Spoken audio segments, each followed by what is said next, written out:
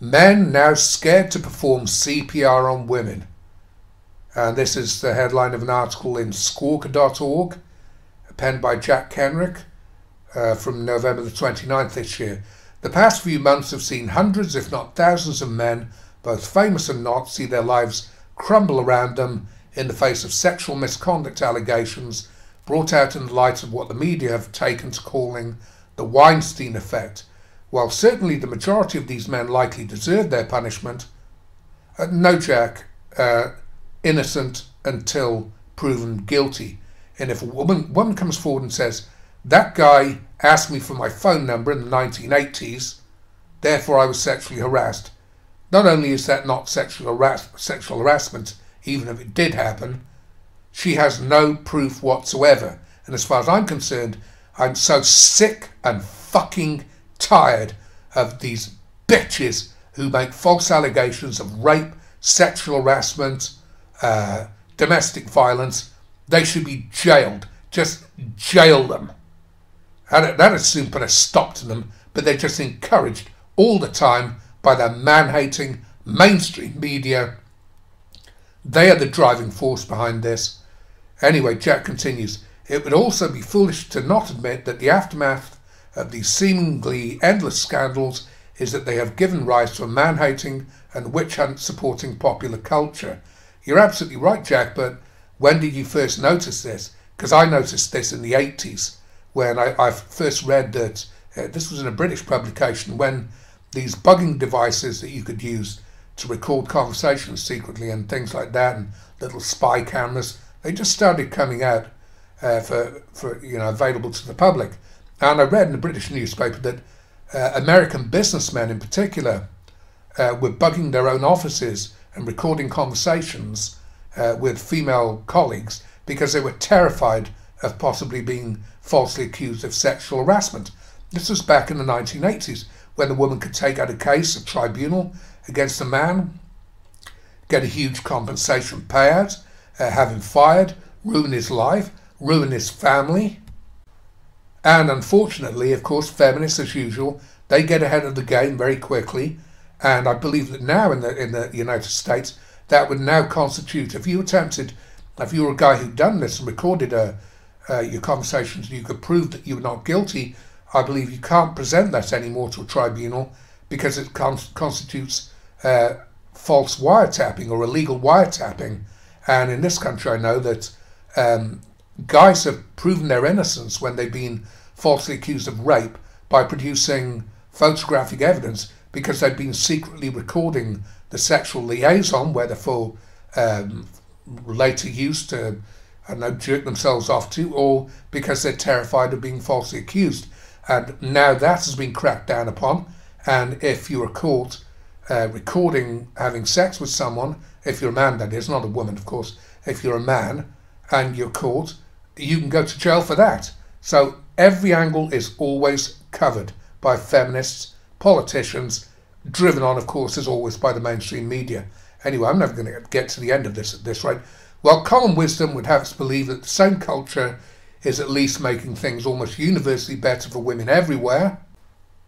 Well, common wisdom is like common sense. It isn't that common. As far as the culture is concerned, this culture is being driven, as I said, by the mainstream media.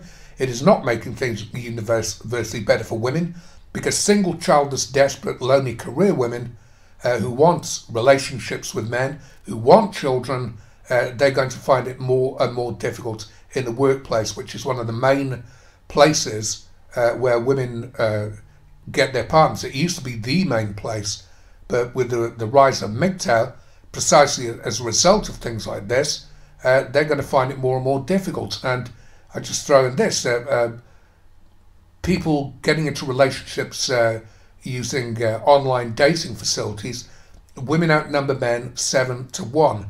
They are falling apart. Anyway, a new study funded by the National Institute of Health may call that into question, with data now revealing a possible fatal byproduct of this current male distrusting climate. Because while men are certainly thinking twice now about putting their hands on a strange woman, only a tiny minority of men would dare do that. That apparently is also holding true in situations that are less than ideal. He is, of course, talking about this CPR thing. As a new study done in partnership with the American Heart Association has revealed that for people suffering from cardiac arrest in public, women are far less likely to receive life-saving CPR from a random passerby than their male counterparts. Now, this is quite, it's almost revolutionary when you think about it, because in the past, I've seen studies that have shown that people, men and women alike, are far more likely to come to the assistance of a woman. For example, there was an experiment conducted, I saw it on a video here on YouTube, where women were being started on by their boyfriends, and people would come to their rescue very quickly. But when men were being started on by their wives or girlfriends, people were far more reluctant, I should say, to get involved. They just walked on by, and it was that they conducted a similar test where women were shown in bars having their drinks apparently spiked, and people would come to their aid and tell them. But when it came to men, they wouldn't. So it seems that things are changing now. Anyway, with the only possible explanation for this difference offered up by involved researchers being a belief that strangers now likely find themselves increasingly reluctant to remove a woman's clothes, let alone touch her breasts, both of which are required in successful female CPR in most cases. Well, the callous, cruel side of me here says women are pretty much getting what they deserve. But of course there are loads of women who don't deserve this. And it's just occurred to me that maybe feminists and women who believe that men should pretty much require permission to so much as even look at them, maybe they should have feminist armbands.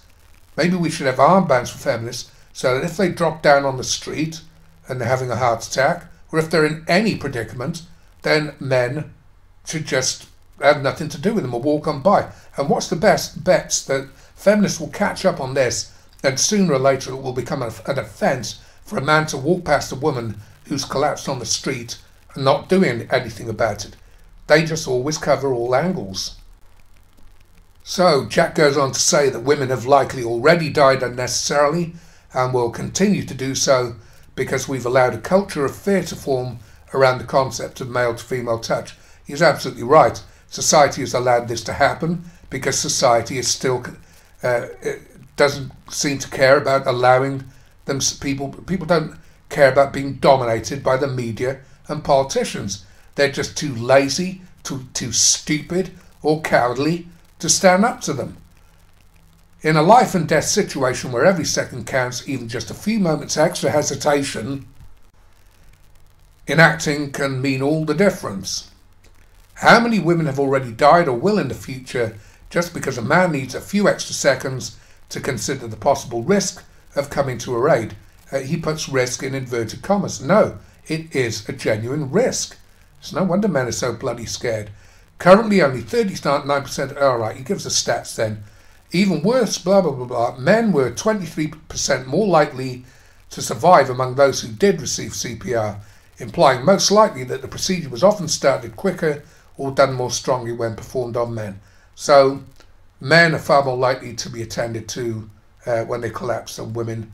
And sorry women, but it's your fault for following feminists, for trusting in the media. And you know, you look at women's magazines, you look at the female supplements of when I used to read the female supplements of newspapers, and you can find them online of course. It's just always the same. Hate men, want men, hate men, want men, hate men, want men, and in this case need men to save your very lives. With the current news cycle showing no signs of this male-targeting witch hunt ending any time too soon, it's not hard to imagine that these numbers are going to get even worse for women in the near future. Yeah, well, I'm afraid that's their fault, and the only way to stop that is for them to stop buying newspapers, same for men, and stop watching the TV. Get your information online and not from the mainstream lying, man-hating, bully bitch media. It would seem as if in their quest to be free from the male gaze, that's right guys, don't even look at them these days, some women never considered there could come a time when a strange man's hands and mouth might actually save their lives. Well, I can recall reading a long time ago when there was that mass sexual assault of women in Cologne. One guy said regarding women wanting Germany to be flooded with migrants who apparently were molesting them on New Year's Eve, he said they ordered the pizza, let them eat it. Swedish feminists have said on behalf of themselves and women, we would rather be raped by an immigrant than saved by a Swedish man. So there you go, women. That's what you get following feminists. And even though the vast majority of women don't consider themselves to be feminists anymore, they're perfectly happy to take all the benefits, all the women-only this, that, and the other things that we have in modern Western societies. So women, you brought this upon yourselves. Thank you very much. The article will be pinned to the top in the comments section below.